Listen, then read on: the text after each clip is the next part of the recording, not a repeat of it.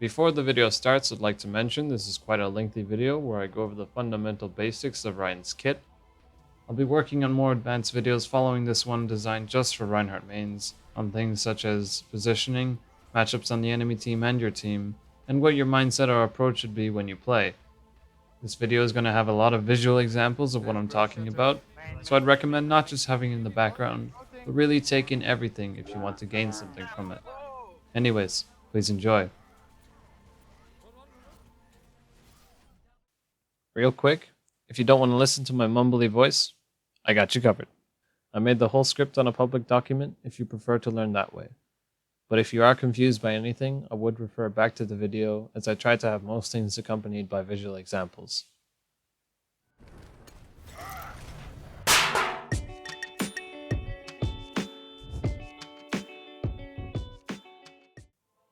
Hello and welcome to my guide for Reinhardt players and non-Reinhardt players alike. This guide is designed for anyone with any experience on this character. Whether you're a hardcore Reinhardt main but you're not maximizing your full potential, or you're someone at any level of competitive play and wants to expand their hero pool to improve themselves and climb the lovely, non-toxic, competitive ladder. Oh my god! You should all gain something from this video, and that is my goal today. Before people ask, all background footage will either be from scrims or competitive. A little introduction to who you're listening to so you can decide whether you want to listen to him or not. My name is Tree, my in-game name is Awesomeness. I first started playing Overwatch during the closed beta when I received the invitation from Blizzard. Starting off as a short-term Reaper main to developing into a true Reinhardt main, I've been maining him since Season 1 to Season 9 ongoing with great success.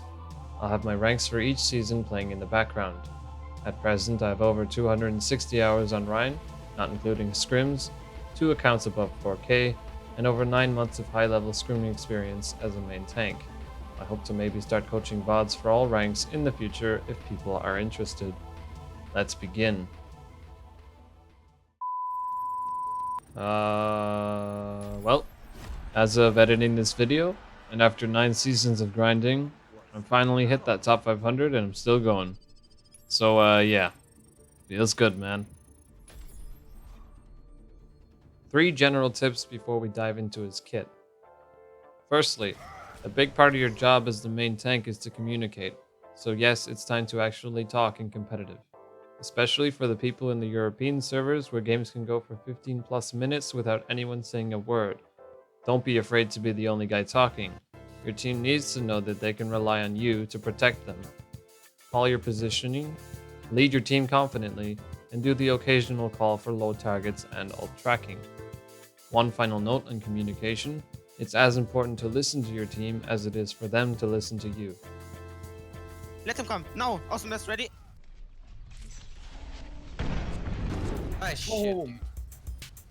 Secondly, there are 2 main playstyles as a Rein, defensive and aggressive. This might sound obvious, but it's extremely important to realize when you should switch to either style, most definitely in ranked. I want to go more in depth on this in a separate video, but for now, always check your team and the enemy's composition and base your playstyle on that. Also, take advantage of your enemies if they seem to ignore you. Rein can output a surprising amount of damage if the enemy team lets you, or if your team enables you. Oh, I got it, huge. Oh, what the hell? Dude, one. Nice one. What the fuck, awesome. Perfect, good. Coming in. Dude, what even happened? Lastly, realize how important your armor is. This is what makes you a tank and not a punching bag. Leading off the second tip, if your armor is almost gone, it's a good indication of when to know to stop playing aggressive and wait for heals. If you don't know already how armor works, I'll leave a link in the description and an annotation to a video Drifter made 2 years ago explaining it. You can also read it on the wiki page if you prefer. This is just good for your overall game sense as well.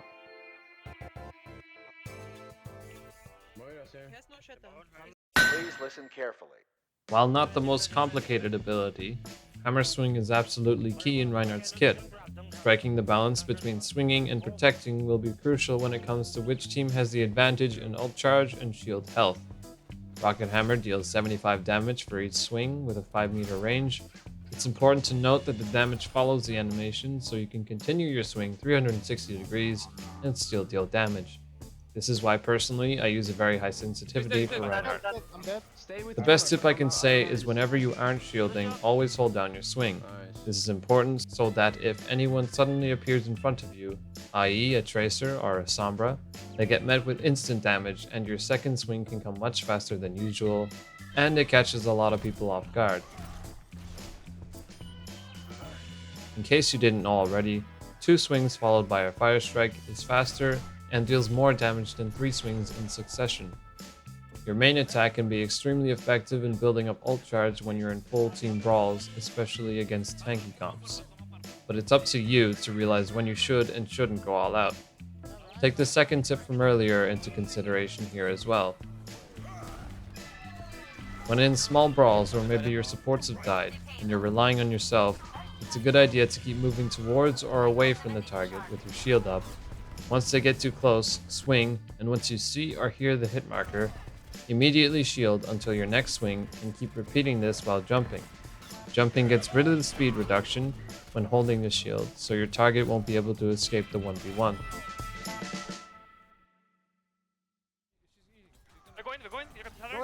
Going. Now I mentioned earlier how important it is to know when to swing and when to protect. While the answer is extremely situational, I can tell you that the biggest mistake I see Reinhardts make in relation to their shield is the amount of time they waste.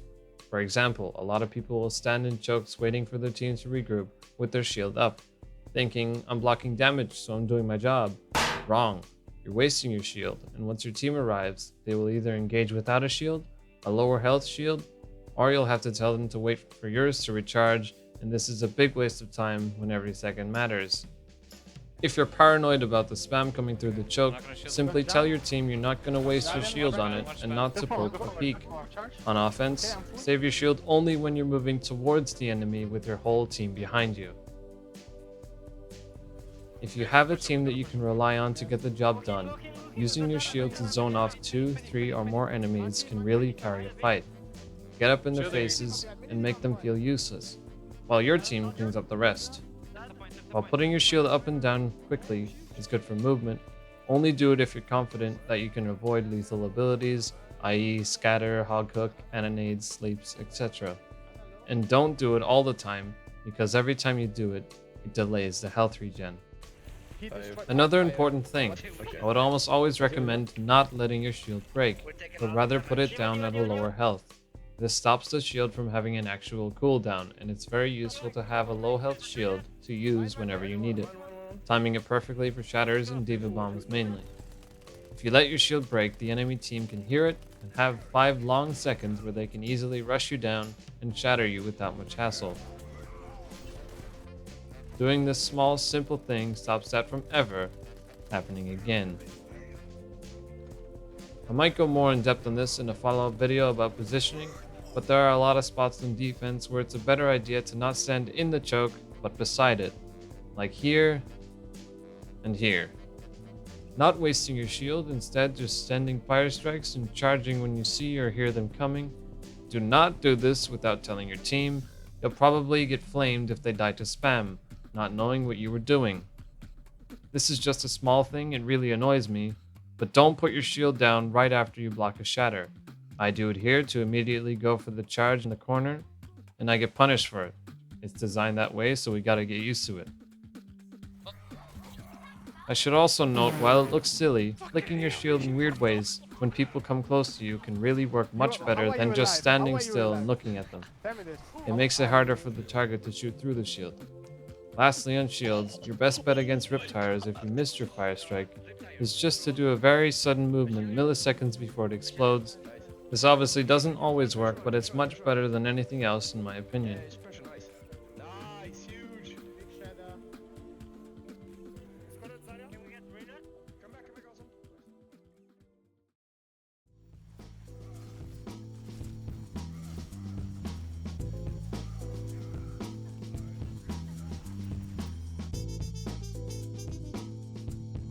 Fire Strike is probably the best ability you have for ult charge between fights, especially because of its range, but before we learn how and when to use it, you need to know one important thing. Its projectile size is like a bullet. This means you can send it through very tricky areas to surprise the enemy team. Each map is riddled with these tight spaces, so I'll only show you a few examples, and as you practice, you should be able to identify them easily. I think they still got one. I'm pretty sure he's Lucio too. Fire Strike is similar to your primary attack in that I would advise spamming it as often as you can when you're not shielding, to keep building up that ult charge and get some pre-fight damage off. There are some exceptions, of course. When you're flanking or you're against Zarya bubbles and deflex, you can actually bait out these abilities by sending it over the Zarya's head or flicking last second at a Genji. Don't worry about these too much unless you're really at the high level. Straying away from these tight areas I spoke about, the best place you should be aiming for are down hallways or corridors. Places where enemies stand in a line and don't have much room to dodge. Shatter. This is fun. Here's an example on a perfect use of Fire Strike. It doesn't get much better than this. Sorry about the quality, I took it off Twitch. Anyways, pay close attention to Fraggy from Philly Fusion, and notice how much charge he gets from each strike. I don't know about his ponytail, but this guy definitely knows how to play an aggressive Rein. This is the perfect map for him. Lots of enclosed areas means big opportunities for both Reins. As well. Junkrat's going to be in the mix here for They decide to fight on point because the Outlaws have a Junkrat, meaning they'll most likely win the shield battle. But watch this. Houston, they're so bunched up, he gets 30% from just one strike.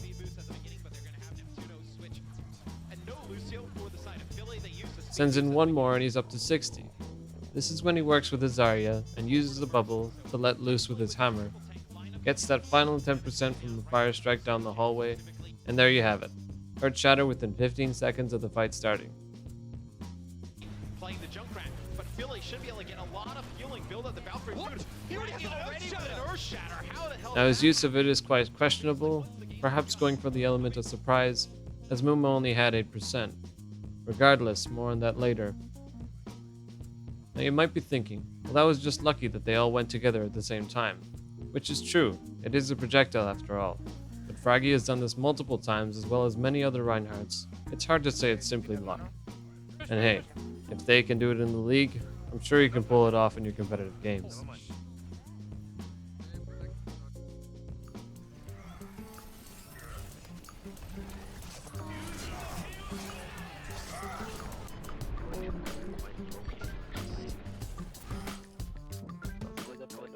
By far the most asked questions I get from friends and randoms about playing Rein is about his charge. And rightfully so. Such a fun ability like charge is a big high-risk, high-reward tool in many cases. But it's also a safe and reliable tool when the enemies get a bit too close for comfort. The safest time to always use charge is when you're being backed into a closed area on your own. Bait the person in and get the hell out of there, and you might even secure a kill. If you're using charge for a risky engage, check for some important things first. 1. Do you have a Zarya? And if so, can you rely on that person for a bubble? 2. Does the enemy team have any CC that will screw you over? For example, McCree's Flashbang, Rhodes Hook, Junk's Trap, Summer's Hack, etc. Even with a Zarya bubble, I would advise not engaging with an aggressive charge against a team with high amounts of CC. When you charge, you need to be quick-minded. Where do I want to take this target? Generally, you should be looking for the nearest wall, but in this case, it's more valuable to dump this Rein into the ocean. Each team loses a main tank, yet the enemies lose a nano, and I'll return much faster than him, giving us the man advantage.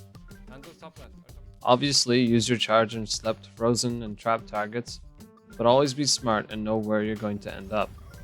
Something everyone should make use of is jump charging. It's extremely useful if you're not doing it already. Especially around corners, jump charging can really speed everything up and catch the enemies off guard. Go Rein, go Rein. Counter charging. This is a 100% must know. It's easy and effective. Also, the time you have to pull it off is very forgiving. Use it to punish aggressive Reins, leaving them stunned and alone, or stun a Doomfist mid-fight. Be careful doing it though, because messing it up can mean you charging way too far and throwing the fight.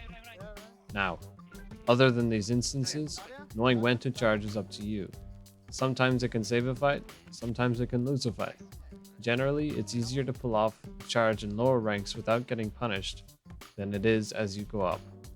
The more comfortable and confident you get as you keep playing, the more you'll know when to use it. So if you're a bit new to Ryan, hold back in the charges for a bit.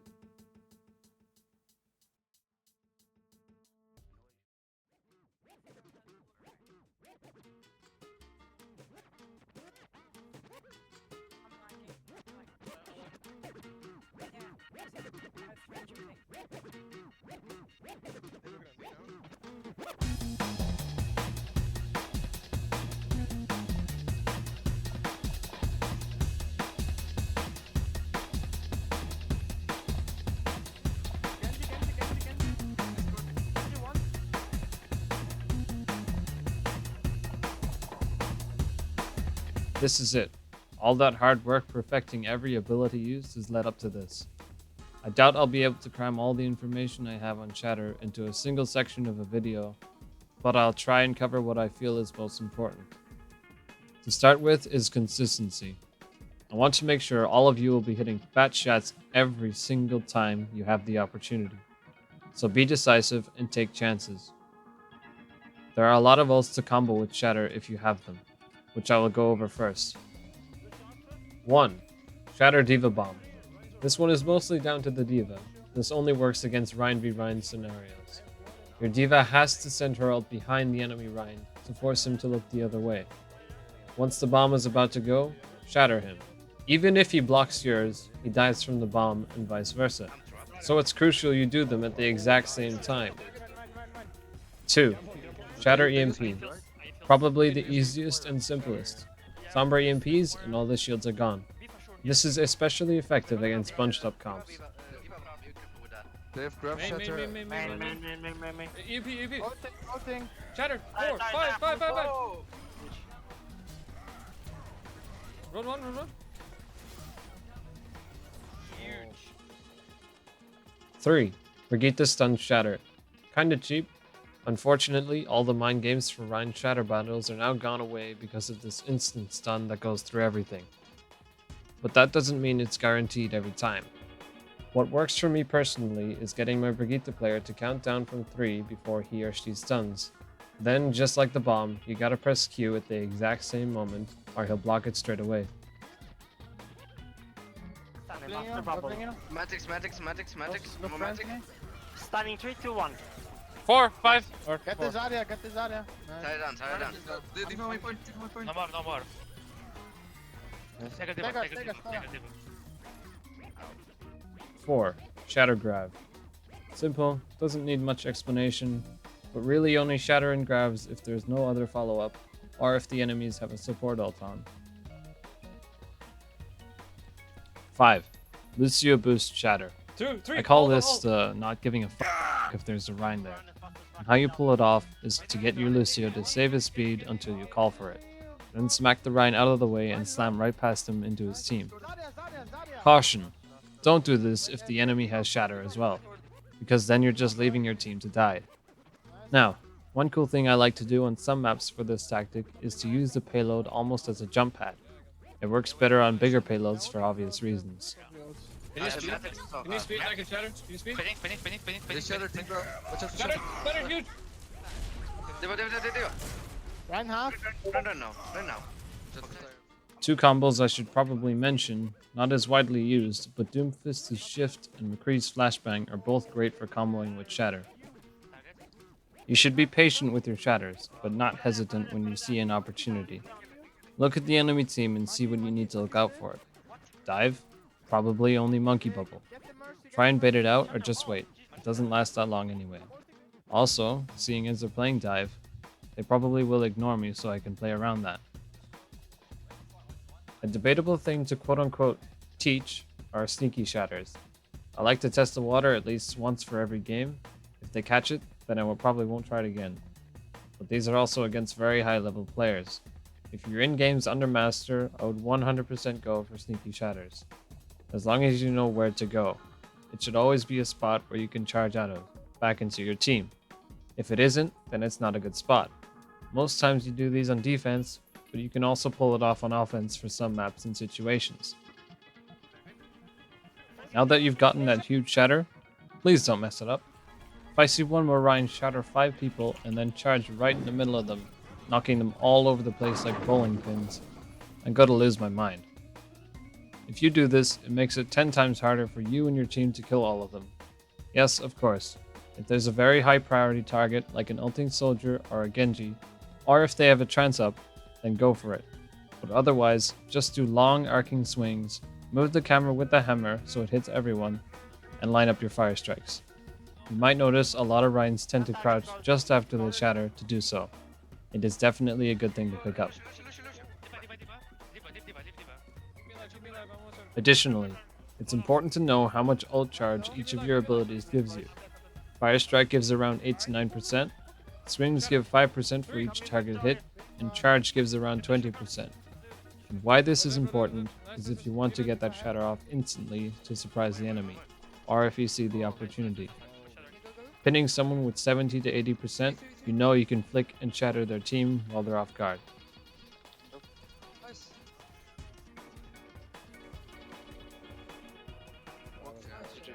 Always be looking for that perfect moment. Ryan charges past you, shatter.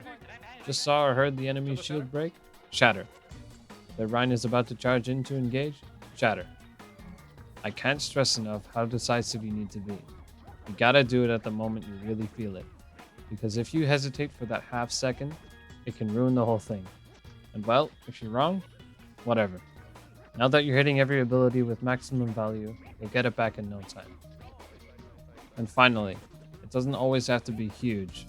In fact, if you solo shatter a nanoed squishy or someone who has a very high impact ult, it can be much more valuable a lot of the time. Well, I think that's it for this video. Some closing remarks on where I think Ryan is at the moment. With Brigitte coming in this season, yes, it's pretty damn annoying that there's another stun and she can slap you in the face through your shield, but she's also forcing a lot more tankier comps over dive, which ultimately means more Ryan playtime. Other than this video, I can recommend watching any high level Ryan streams, but to be honest, you don't get good by watching others all the time. You get good by playing yourself and adding things to your playstyle. So just keep playing, practice the stuff I talked about, and always focus on yourself and how you can improve. So thanks for watching my first video, guys. I really worked hard on it.